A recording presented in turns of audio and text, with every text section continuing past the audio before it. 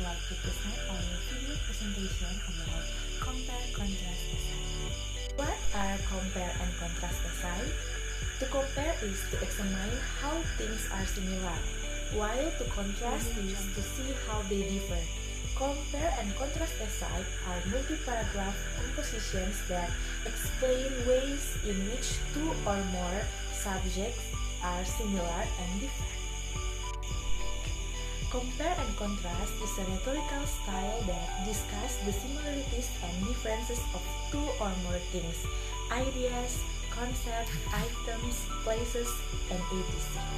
This rhetorical style is one that we will see often as complete essay, but you may also use it quite a lot within paragraphs of any kind of essay in which you need to make some kind of comparison to help illustrate a point. When you write a compare and contrast essay, be sure that two things have enough in common. Even if you have many differences to analyze, if the two things or items you are comparing them have much in common, your audience may wonder why you are writing about the two things. Sometimes the whole essay will compare and contrast, though sometimes the comparison and contrast may be only part of the essay. It's also possible, especially for short exam essays, that only the similarities of the differences, not both, will be discussed. There are two main ways to structure a compare and contrast essay, namely using a block or a point-by-point structure. For the block structure, all of the information about one of the subject being compared or contrast is given first, and all of the information about the other object is listed afterwards. This type of structure is similar to the block structure used for cause and effect and problem solution essays. For the point-by-point structure is similarity or difference for one subject is followed immediately by the similarity or difference for the other. Both types of structure have their merits. The former is easier to write, while the latter is generally clearer as it ensures that the similarities and differences are more explicit.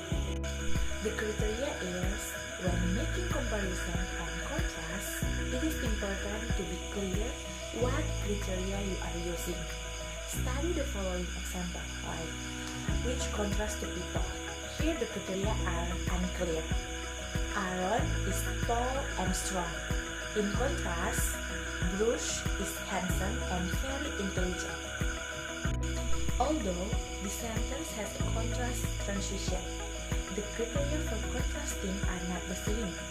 The criteria used for Aaron are height or tall and strength or strong. We would expect similar criteria to be used for Bruce. Maybe he is short and weak, but instead we have new criteria, namely appearance, handsome, and intelligent atau intelligent. This is a common mistake for students when writing this type of paragraph or essay. Compare the following, which has much clearer criteria, or contrast structure words shown in bold. Aaron and Bruce differ in 4 ways. The first difference is height. Aaron is tall while Bruce is short. A second difference is strength. Aaron is strong, in contrast, Bruce is weak. A third difference is appearance. Aaron, who is average looking, differs from Bruce, who is handsome. The final difference is intelligence. Aaron is of average intelligence. Bruce, on the other hand, is very intelligent. Clear what criteria you are using. Study the following example, like which contrast to people. Here the criteria are unclear. Aaron is tall and strong. In contrast, Bruce is handsome and very intelligent. Although the sentence has a contrast transition, the criteria for contrasting are not the same. The criteria used for Aaron are height or tall and strength or strong. we would expect similar criteria to be used for Bruce. Maybe he is short and weak, but instead, we have new criteria, namely appearance, handsome, and intelligent. This is a common mistake for students when writing this type of paragraph or essay. Compare the following, which has much clearer criteria, or contrast structure words shown in bold. Aaron and Bruce differ in 4 ways. The first difference is height. Aaron is tall while Bruce is short. The second difference is strength. Aaron is strong, in contrast, Bruce is weak. A third difference is appearance. Aaron, who is average looking, differs from Bruce, who is handsome. The final difference is intelligence. Aaron is of average intelligence. Bruce, on the other hand, is very intelligent. Okay, you guys just heard about the explanation of comparison and contrast essay before. Now, in this part of this video, I will share about the example of comparison and contrast essay. We will see about the structure of 2 methods that have been said before. They are block method and point-by-point method. For the first, we will focus on block method, and after this, we will see about point-by-point method. And if you can see the image here, it's called Venn diagram. We will use this to compare and contrast. The 2 circles overlap with the part in the middle, showing what the 2 things have in common. And then the outsides of the circle are what's different about the 2 things. In this Venn diagram, we're comparing oranges and apples. In block method, you just have 2 body paragraphs, and the first body paragraph just talk about 1 subject, which in here the orange. Okay, the second body paragraph in reference to this first subject, and it will be the apple. In block method, each paragraph talk about 1 thing or focuses on 1 aspect. The block method is a little bit easier to write because they just have 2 paragraphs that very contain and they focus on 1 thing. Alright, we will start with block method. Like I said before, in this method of writing this structure, the writer compares their subjects in 2 body paragraphs. And what does the entire look like? Remember, an essay is writing made up of multiple paragraphs, so we will start with an introduction paragraph. And we will have the first body paragraph talking about subject A, and in our example, we talk about the orange. And the next body paragraph, we will be talking about subject B, which is the apple. And it will reference back to the orange to compare the 2. And lastly, we will have a conclusion paragraph. So in the total, we will have 4 paragraphs in this block method. And that's really nice to know when you begin to writing essays, because it's shorter form and it's very controlled what you put into the paragraph. Alright, let's talk about the introduction paragraph. The introduction paragraph includes a hook. That's where you grab your reader's attention, and you're gonna give some background information about the 2 subjects you are writing about. In this video, they are the oranges and the apples. And your last sentence is going to be a super strong thesis statement. And how do you make it strong? Well, you mention 2 subjects, and then you have to make sure to let the reader know your focus. You need to let them know if you are going to talk about similarities or differences or both. Because when you don't let the reader know, they are going to confuse and they're going to slow down when reading your essay, or they're gonna stop reading it altogether. So you need a very strong thesis statement that's very clear and focused. Now let me give you some thesis example for similarities or differences. So let's say I want to write one about similarities. I could say something like, as long-time favorites, it is easy to see how similar these 2 fruits are. And you see I use the word similar, so that signal to your reader that they will read an essay about similarities between oranges and apples. And then let's say we want to have an essay that focuses about the differences between oranges and apples.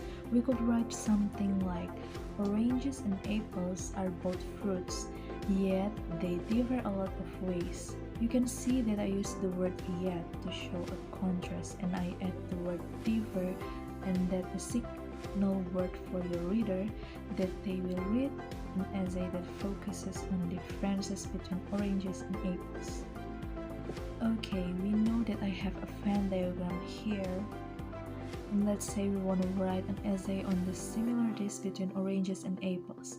Well, our body paragraph 1, which is subject A, the similarities as you see in the diagram focus on the fact that they're both fruits, they both grow on trees, and they both give juice. So our first reason could be what type of fruit they are, because they are both fruits, and where they both grow in trees, and what they both provide juice for us. Well, that paragraph is only going to be about the orange. Now in body paragraph 2 is going to talk about the same things, but it's going to be about the apple.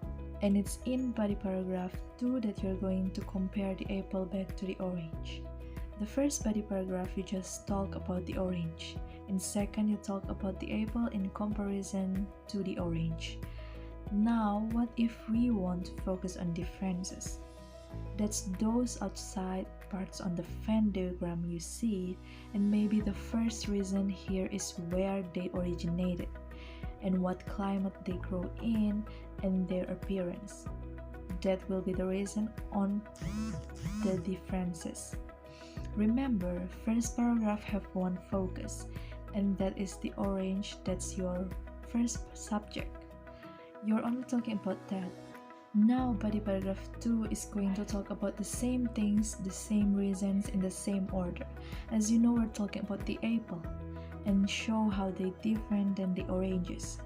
So you need to note that in the body paragraph number 2 you are talking about the apple, but you are then referring back to subject A to show how they are different. Alright, and lastly we have our conclusion paragraph, and in this paragraph you are just going to restate the thesis, and that you are going to show whether there were similarities or differences, and then you can restate the points of comparison or your reasons. Like in our video, we talk about where they grew, what they gave us, and you know what type of food they were. And then the last sentence, you can talk about an opinion or a realization that you had after you compare these two things. I want to give you some examples, like in the introduction paragraph about the thesis statement, and in here I will give you an example about the conclusion paragraph. So if we had done in an essay on similarities, or our restate thesis would look like something like this. In sum, oranges and apples are obviously rather similar. Use in sum so the reader knows this essay is going to end. I use the word similar and lets the reader know that we're just talking about the similar. The next one, to conclude, it is clear that oranges and apples have many differing qualities. I've just restated that there were differences between the two subjects which in here about the oranges and the apples. So those are the pieces that you need for your sentences that you need inside of your conclusion paragraph. Okay, now we move to point by point method. We will see how that structure looks like. We know that in block method has two body paragraph, and each paragraph only focuses on one thing. Well, the point by point method talks about both things you are comparing in each paragraph, and there are going to be more paragraphs.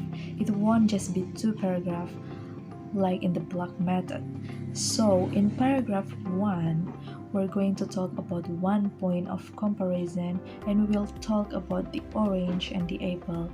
And then in paragraph 2, we will focus on different point of comparison, and so on. The point by point method can go to more detail and maybe a little more interesting for the reader. Now let's move so we can really understand the structure and what it looks like. So in this method, the writer talks about one point of comparison between the two subjects in each paragraph. So what does this look like? What does the structure look like when you begin writing?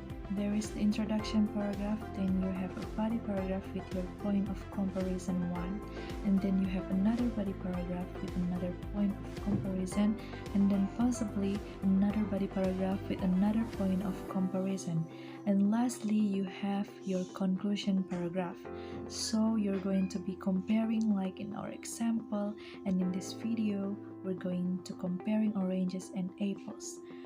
You're going to find three points of comparison, and you're going to focus on each point in each body paragraph. And you're going to mention the orange and the apple in each body paragraph. Actually, when you're going to writing with point by point method, the body paragraph can be more than 3. It's according to how long your essay would be. Now let's talk about the introduction paragraph. The first sentence you are going to need is some sort of hook, and that just means it is an interesting sentence that grabs your reader's attention, and they were like, I want to read this essay because it is super interesting. Then you're going to give some background information about the two subjects so your reader understands there are two things involved in your essay.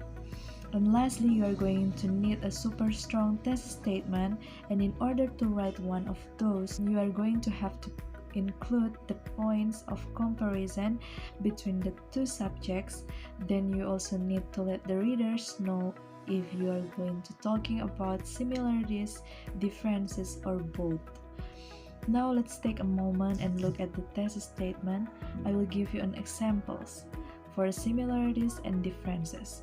So let's say we're going to talk about similarities. You can see the sentence, there is the thesis for that, and it says both oranges and apples are a specific type of fruit, grow in similar places, and provide many important nutrients for humans. I mentioned 3 points of comparisons. So it's that they are a type of food, they grow in similar places, and they provide important nutrients. So each of my body paragraph is going to focus on one specific point of comparison that is mentioned in the thesis, and I'll go specifically in that order as well. Now let's say we want to talk about differences. Our thesis would look something like this. Compared to oranges, apples originated in a different area of the world, grow in cooler climates, and differ greatly in appearance. So I have let my readers know that 3 points of comparison are different area of the world where they originated, where they grow in cooler climates, and that they look different. Their appearance is different, and the reader knows I'm focusing on differences. So I have used the word different area of the world and differ greatly to remind them of that. So our thesis is very focused. We're mentioned the 3 points of comparison, and we have used the correct language to show differences. Do you see how I mentioned that first in my thesis? It has to be the first body paragraph so that there is no confusion, and it's very flows nicely when the reader's reading it. Now you mention the orange first, and then you mention the apple. Remember here in our thesis, we mentioned the orange first and then the apple. We have to be really careful with order in the comparison and contrast essay. Now body paragraph number 2 is about the climate, because that's the second things I mentioned in my thesis. And again, I'm going to talk about the orange first and then the apple in comparison to the orange. And lastly, it's going to be about their appearance because it's the last thing that I mentioned in my thesis statement. And like the other body paragraph, we talk about the orange first, then we talk about the apple in comparison to the orange. So you can see there is nice flow in order to your essay as long as you keep things consistent. Remember, in your thesis, the first thing you talk about is going to be your first body paragraph, and then you need to keep your two subjects in order. If you talk about oranges first, you have to talk about oranges first in each body paragraph. Okay, so I thought I will show you an example of this paragraph so you could see what it looks like in real life. And remember, this thesis is the one of differences, and this would be the first body paragraph for this essay. Now, this is very basic paragraph, and also you probably would never write about apples and oranges. But for this example, it is nice to see because it is very clear. So if we look at the first point of comparison, it is where they originated. The second point of comparison is cooler climates, and the third on its appearance. So I put the examples here so you can read and understand. Place of origin is one difference between oranges and apples. The orange is believed to have come from southern China, northeast India, and Myanmar. It is very mentioned in Chinese literature in 314 BC. In contrast, unlike the orange, the apple comes from Central Asia. This is a region that spans from the Caspian Sea in the west to Mongolia and China in the east, and from Iran in the south of Russia in the north. It is clear to see that these two fruits had very distinct beginnings. Okay, so you can see the first sentence I write in this body paragraph talks about place of origin. So we know the topic of this body paragraph is about place of origin, and I talk about the oranges, and then I talks about the apples. And then when I'm talking about the apple, you can see that I reference back to the oranges, and I do that by saying, and I use the transition word in contrast, which is also a great one to use when you're writing about differences. Signals to the readers that you are going to show them a difference, and I say in contrast, unlike the oranges. So I'm telling the reader that I just talked about the orange, and I'm going to tell them something about the apple that is different with the orange. It said the apple comes from Central Asia. So you can see here in this very basic paragraph that I mentioned the first point of comparison in my topic sentence, and I show there are differences, and then I mention the orange first, and then I mention the apple in comparison to the orange. And I make sure to use the correct language. Like I'm talking about differences, I use different or differ, and then I also use a transition word to show the reader that difference. Okay, now lastly we come to the conclusion paragraph. How do we write this? Well, we state our thesis and we tell the reader that we focus on similarities or differences or both. We just remind them of that, and then our next sentence can talk about the points of comparison again. Remember, in our video, the 3 points of the comparison were where they originated, the climate they grow in, and their appearance. And then we can give for a final sentence some sort of opinion or realization that we analyze and compare or contrast these two subjects. In here, I would like to show you an example of conclusion paragraph looks like. So you can read here the short paragraph of conclusion paragraph. To conclude, oranges and apples have many differing qualities. Clearly, this can be seen when place of origin, growing climate, and appearance are all taken in consideration. While both of these are often lumped together rightly, so as fruit, it is important to realize that these small but significant differences make oranges and apples truly unique and definitely fascinating to study as well as eat. Well, I did that here, and I made sure to use that transition to conclude the signal to our reader that this essay is finishing.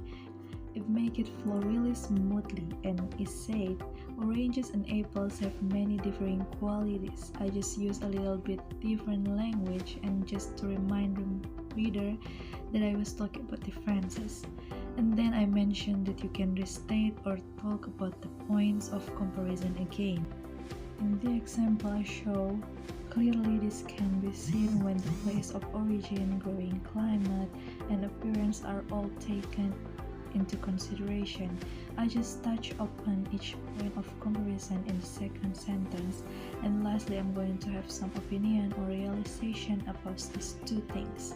And in here it says, while both of these are often lumped together rightly so as fruit, it is important to realize that these small but significant differences make oranges and apples truly unique and definitely fascinating to study as well as eat.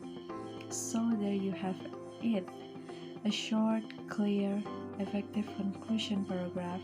It is very basic, but it's really useful for you when you are learning how to write in English, to see what the structure looks like in the type of language that we are using. The next topic that I'm going to share with you is how to write a compare and contrast essay. Step 1. Choose your subject. Remember that your two subjects must be different but still in the same ballpark to create a meaningful compare and contrast essay. For example, if you want to write about two different historical figures, it makes sense to choose two great artists rather than an artist and a politician. Examples: Modigliani and Picasso, Mozart and Salieri, vegetarians and meat-eaters, humanities-minded and mathematically minded, extroverts and introverts, fatalist and voluntarism, Orthodox and Catholicism, democracy and totalities, Generation Y and Generation Z. The next step is step 2, brainstorm similarities and differences. Make two lists, one list of similarities and another of differences. If you're a visual person, a Venn diagram can facilitate this process. Simply create two overlapping circles, one for each of the topics that you are comparing. Traits that differ are noted separately within those that they share are written in the overlapping space. This is a helpful visual aid because it organizes similarities and differences clearly. All you have to do is glance at your Venn diagram to get a sense of the things that you could write about. If you prefer to focus on one subject at a time, jot your lists down on a blank sheet of paper and flip it over to the other side for the other subject. Remember to keep characteristics of the different subjects somewhat parallel. This will make it easier to structure a good argument. Step 3. Hone in your main argument. A good compare and contrast essay goes beyond a simple listing of similarities and differences to make a meaningful statement about a larger topic. When you look at the lists you've made, what strikes you as significant? What do these similarities and differences say about the topic? That will be your main argument. Step 4. Decide on your organizational structure. There are many possibilities for structuring a compare and contrast essay. You could write about one subject in detail and then switch to the other. Let's say you are comparing and contrasting women and men. You could write 2 paragraphs about qualities that are common to women. They tend to be more compassionate, they are good multitaskers, etc., along with some that they share with men. They are capable of sacrificing self for the good of others, for example. Then you would focus on men in the next section. Men usually have superior physical strength and technical skills. For example, you can also go point by point throughout the essay. In this case, your first body paragraph might state, while men may not always show compassion for the problems of others, they are usually more likely to actually do something to fix these problems. Nah, you could also own similarities first and then differences. In this case, your first body paragraphs might read, the male and female brain are alike and both men and women perform better when they feel appreciated and valued. Choose a structure that makes sense for your argument. Step 5. Write an outline. Craft an outline that fits the structure you have chosen. Traditionally, an essay consists of an introductory paragraph, 3 body paragraphs, and a conclusion. Consider including 4 body paragraphs instead to give balance to your subjects. Step 6. Fill in supporting evidence. As you begin to write your essay, back up your assertions with evidence from research, reading, or personal experiences.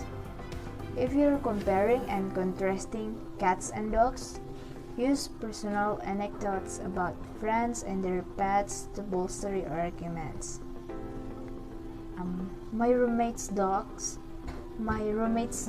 always greets him when he comes home each day, but my cat never does. If you're writing about similarities and differences between the poetry of Shakespeare and Keats, includes plenty of quotes from their poems to support your statements. With any information that you include, be sure to explain why it matters and the context of your larger argument. The next step is step 7. Craft your essay with strong traditional words. Traditional words give your essay a nice flow from one statement to the next. When comparing, use words like both, likewise, and similarly. Words such as nonetheless or on the other hand and whereas are ideal for forming a contrast. And the last is step 8. Proofread and revise carefully. Once you have finished, read your essay several times to check spelling, grammar, and punctuation. Make use of spell check and grammar check tools in your word processing program. If possible, get a friend to cast a fresh pair of eyes on it to find mistakes you might have missed. We often have difficulty reading our own work objectively and can miss silly mistakes. If you follow these steps, and you will be well on your way to writing a compare and contrast essay that cannot fail to impress your reading audience.